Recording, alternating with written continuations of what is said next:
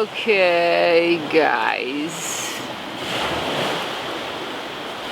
I had an idea to tell a story about when I moved to Banff, Alberta, when I was 18.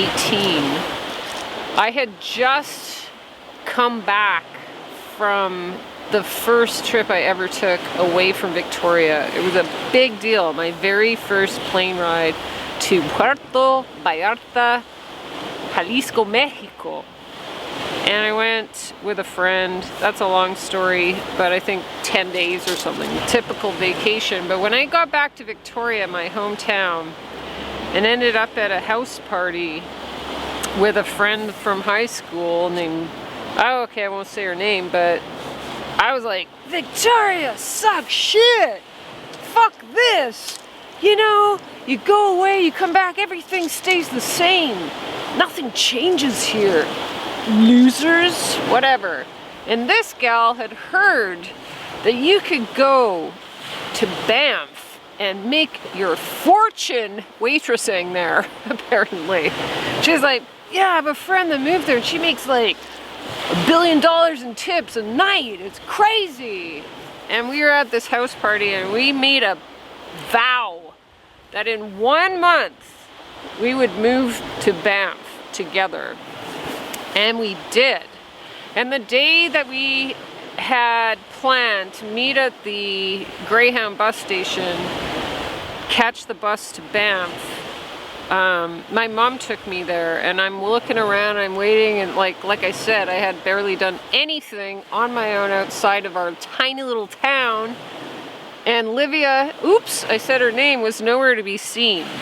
And I'm like getting more and more nervous, and my mom uncharacteristically was like, just go, who cares, it's fine, like, why don't you just try, and you know, if it doesn't work, you can just come back home. I thought she'd be like, you can't go, oh my god, blah blah blah. And I probably had like $30 to my name or something to do this trip. And at the very last second, literally, the bus driver had come out of the station, got up in the bus and was warming the bus up and had finally opened the door, and he's about to take off. Livia shows up, drunk, with a partly finished bottle of wine, laughing her head off. And my mom, I think, was still there, and I'm just like, oh goody, this is who I'm going to travel to freaking Banff with. Anyways, so I go there with Livia, we drive there. It's a funny story, but we get there, and she had spent like years actually being a waitress, and she was a skilled professional waitress, and I had only been a bus girl at a restaurant before and worked for Burger King for like 2 weeks. But we got there, we had like barely any money, and she was just like, it's so easy, you just go walk up to any place and they give you a job. And we were standing outside of this restaurant called the Magpie and Stump, which was a Mexican restaurant, if you can imagine, in the gorgeousness of Banff, which is surrounded by these giant, breathtaking, giant, epic mountains that every single day, no matter how long you've been there, you wake up and you cannot believe your eyes. It's so beautiful. We're standing outside this restaurant and we like flip a coin to see who goes in first to apply for work. And for some reason I get heads. And I go in and I meet the owner, and I'm in his weird office underneath the restaurant. He goes, have you waitressed before? And I lied and said, yeah. And he's like, okay, gave me the job. So I go outside and he gave me the job. And she was sitting on a bench outside the restaurant. So she goes in after me and asks for a job. And he goes, I just hired someone, sorry. So for some reason, I got the job she was qualified for. And she had to end up being a chambermaid and making beds and cleaning up hotel rooms, which sucked. So that was just a weird start. Anyways, lived there for like 3 months, I think. Blah, blah, blah. But the story I wanted to quickly tell was one night in downtown Banff, which is like one road through this very small town with just one level, like restaurants, and there's a bar, and I think it was called Electric something. So we all went out, because that's all you do there is just work all day as a server, and then you get tanked at night or whatever, and then you sleep in your, like, the accommodations where I lived underneath the YWCA, and like these, like a morgue essentially, like that was my home.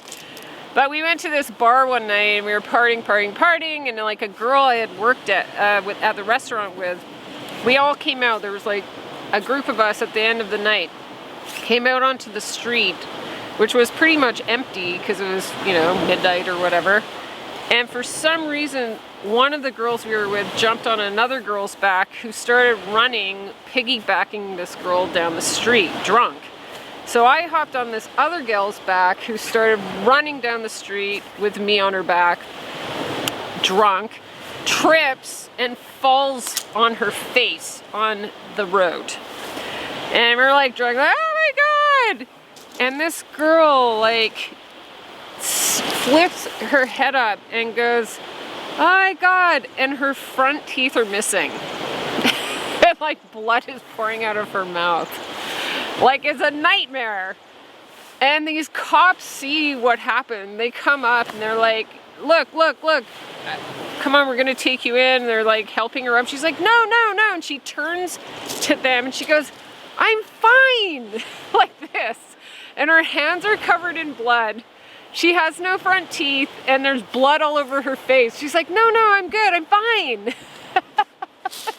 Which looked insane, obviously.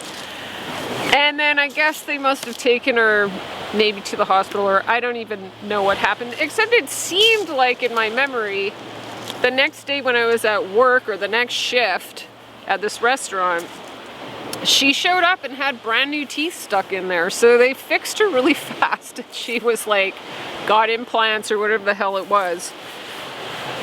But the moral of the story is